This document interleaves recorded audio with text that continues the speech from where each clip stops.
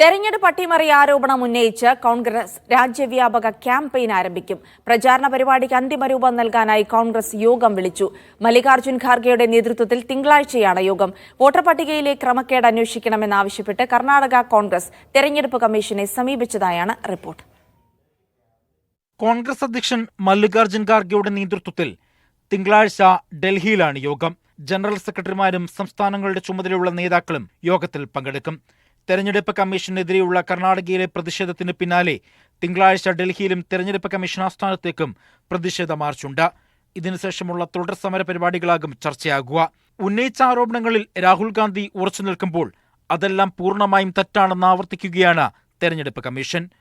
തെളിവുകൾ ശരിയെങ്കിൽ പ്രതിജ്ഞാപത്രത്തിൽ ഒപ്പിട്ട് രേഖാമൂലം പരാതി നൽകാൻ രാഹുൽ തയ്യാറാകണമെന്ന് തെരഞ്ഞെടുപ്പ് കമ്മീഷൻ ആവർത്തിച്ചു.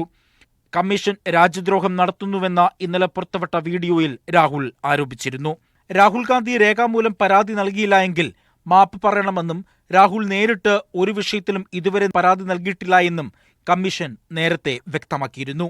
ഇതിന് പിന്നാലെയാണ് വീണ്ടും രാഹുലിനെതിരെ തെരഞ്ഞെടുപ്പ് കമ്മീഷൻ പ്രസ്താവനയിറക്കിയത്. തന്റെ പ്രധാനപ്പെട്ട 5 ചോദ്യങ്ങൾക്ക് കമ്മീഷൻ ഇതുവരെ മറുപടി നൽകിയിട്ടില്ല എന്ന് രാഹുൽ ഗാന്ധി പറഞ്ഞു.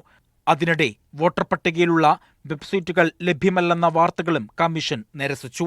മീഡിയ 1, ഡൽഹി.